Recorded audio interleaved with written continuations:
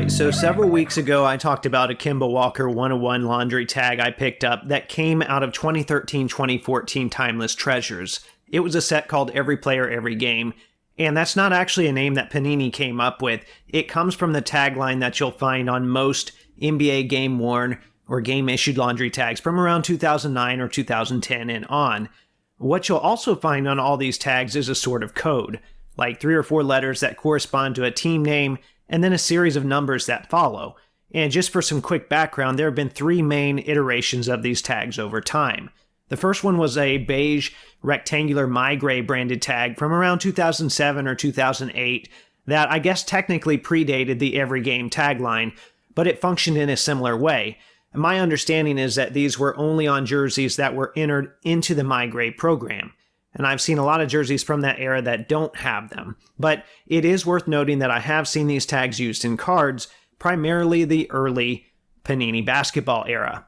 The second iteration was introduced around 2010, when Adidas and the league moved to the tag like the one on my Kemba Walker. They're square-shaped, and then on the left side they feature the NBA logo. These are by far the best-looking iteration in my opinion. What's also nice about these is that nearly every Pro Cut jersey had one, regardless if it was issued or actually game-worn. And if MyGray certified it or it was sold via NBA auctions, the code was also logged in a database and it could be looked up online. The third iteration came into play when Nike took over in 2017. These tags are a little bit smaller, but they function the same as the Adidas ones. So, this system was really nice when you come across a jersey that's already been entered in. For example, I purchased a TJ Warren laundry tag from Panini 1-in-1. I typed the number in on the MyGray database, and it gave me a lot of info about the source material. It says, Yellow Statement Edition, 2020 NBA Playoffs, Eastern Conference Round 1, Game 2, Warren 8-2020, which you might recall was a playoff game in the bubble. Now, it wasn't a memorable game for the Pacers necessarily, but TJ Warren had a really impressive run in the bubble, so to get a playoff tag and a tag from that time frame, I thought that was pretty cool. I thought it was a nice piece of Pacers history, and it indicated to me that probably all his other yellow jersey pieces from 1-in-1 were from that same bubble jersey. The point being, when you can match a tag up with a jersey that's in the system, the information gives us more context. Now, unfortunately, the majority of card tags I've looked up are not labeled in the database. The Kemba Walker I referenced earlier is not. I've got a Roy Hibbert and a David West from 2012 Absolute. Those aren't in there either. And that doesn't mean those are bad jerseys or bad tags. It just means they were never part of the MyGray program or they weren't sold to Panini by NBA auctions. And still, that got me thinking, these tags are all placed on game jerseys ahead of time. There has to be some sort of pattern to these codes. And I'm not the first person to think about that either. I know there's a 2015 Blowout thread where it was discussed, but not much came from that. The internet is chock full of great information, but from what I can tell, the answer to this question is not readily available. But I think it could still be out there in some form or another, so I started brainstorming for ideas, and that prompted me to reach out to a couple current or former Pacers equipment managers on social media. I think I found their names in a staff directory. Chances are they could have even sewn some of these tags on, so they might be the best source for that information, and maybe more. Well, as of right now, I haven't heard back. Who knows if they'll even see my messages, and even if they do, they'll probably just think I'm nuts, and that's okay. The fact that I didn't hear from them sent me down a much different route, a more difficult route, and I decided to compile a spreadsheet with as many every player tag IDs that I could find, for the Pacers at least, from both the Adidas and Nike eras, because I deal with relic pieces from both. And the general goal here was to try and identify any patterns and see if any useful information could come from that. For example, is there a series of jerseys that show up before and after my Hibbert and West tags that would help me pinpoint them to a specific game? That would be really nice, right? So stuff like that is what I'm looking for. I felt like putting them all into a spreadsheet where I can sort them by number or date or player might allow for those patterns to show up more. Maybe they labeled all of the David West jerseys in sequence, or maybe it was, all of the blue jerseys used by the team on a certain date. I would be able to tell that by sorting those columns in different ways.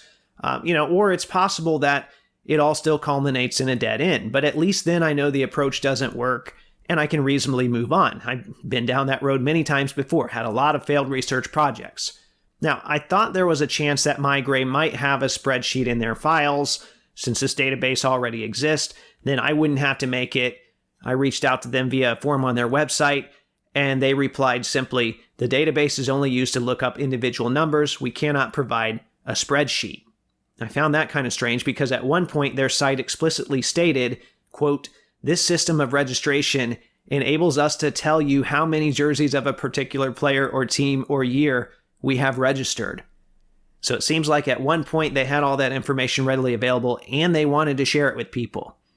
So maybe I'm just not going about the right way, or maybe I asked the wrong person, who knows. But that meant I either had to find pictures of jerseys where I could read the tag and get that information that way, or I could take the format of the code and plug a bunch of hypothetical numbers into the existing database a bunch of times to see what codes actually worked. So I did a little bit of both. I manually entered like thousands of codes on the MyGray website. For example, if the identifier was IPA for Indiana Pacers, right? IPA 00200, I would change the N number to a 1, and then a 2, and a 3, and a 4, and so on. I got to where I was pretty quick at it, but it still took a really long time. And then when a result finally showed up, I also had to stop and copy all that information over to my spreadsheet. There might even be a way to build some sort of an online script that scrapes all that data, but I don't really know anything about that, and I'm not sure when it comes to that kind of stuff what's actually allowed. So, this would have been a lot easier if the old NBA auction site was still active. I could have just sorted by team and extracted all the Pacers from there. But as I've talked about before, that site went away a couple years ago when Sotheby's took over. I was able to use Sotheby's as well, though, for some of the newer Nike stuff. I don't know how much of that information will be useful now, but I figure it could be useful down the road. For all we know, that might be where Fanatics gets most of their jerseys at. Maybe they're buying up jerseys now and prepping for when they have their license. I don't know. But outside of that, I had to get real creative looking for pictures of game-worn jerseys from other sources, places like eBay and WorthPoint, Heritage, Golden, SCP, Google, Facebook, Personal Collections, and so on and so on. There was even an overseas website called the Jersey Museum that had another 50 Pacers results. Like I said, that took an insane amount of time. I kind of enjoyed it to an extent, right? I'm weird like that, but I won't bore you with all the details. Anyway, when all was said and done, I ended up with roughly 220 Adidas results and 350 Nike jerseys, so I was a little bit under 600 total. And I wish I could sit here and tell you that, hey, I perfectly cracked the code, but that didn't happen. I did notice some general patterns, though. I imagine each team starts with a couple sets of each jersey type, and then they go from there, because, they need to have some on hand if someone's bleeding or if a jersey gets ripped or something like that. If the Pacers wore some sort of Hickory throwback or Hardwood Classics throwback, typically those were all coded in sequence. Even the normal uniforms that were used on a more regular basis seem to be coded similarly from the start. But it gets tricky because guys wear the same jerseys for multiple games, or in some cases you've got a guy like Thad Young that changes his jersey every half. For the two Adidas Pacers tags that I had questions about, the Hibbert, that code ended in 0318. Well, the jersey right before that was a blue Danny Granger jersey that he wore in 7 different games, all from November of 2010 to March of 2011.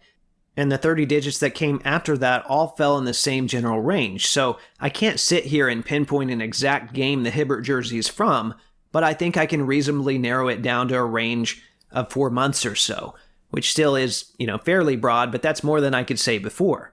Now, the David West, I think I can pinpoint a little more specifically. The 20 digits that came before were all from March of 2012, as were the 15 that came after. I wish I could see what color the jersey was underneath the tag, but there's no good way to get under it without damaging it, and I think they might have even removed the tag from the jersey before they put it in the card, so I really don't want to mess with that.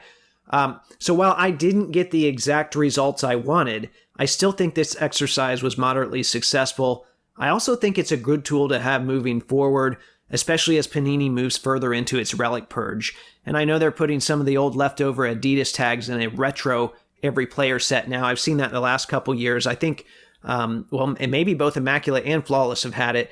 I looked for a picture of the Paul George and I couldn't find it. I know I've seen it before. If you have access to that, I'd love if you sent it my way. I'd love to get one more tag in the system here. But I expect we see a lot more tags before this whole thing is over. At least I hope so. And I know this is a major ask, but I think it would be really awesome if other player or team collectors joined in on this as well. Imagine if the collecting community had this sort of information available for all 30 teams. And if it's the individual equipment managers that are putting this stuff together, it might look a little different for every team. So that would be interesting to know.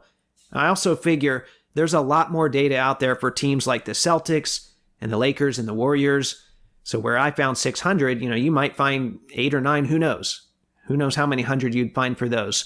I don't know if I'm ready to tackle any more teams on my own, but I wouldn't mind being a little help if someone else decides to go down that route. All right, so there you have it. I appreciate everyone that stuck around to listen to me nerd out for a little bit. This kind of stuff takes an insane amount of time to put together, so if you liked what you saw today, make sure to hit that like button, comment, and subscribe if you haven't done so already. Remember, there are new episodes of the audio podcast that come out every Thursday, and as always, thanks for watching.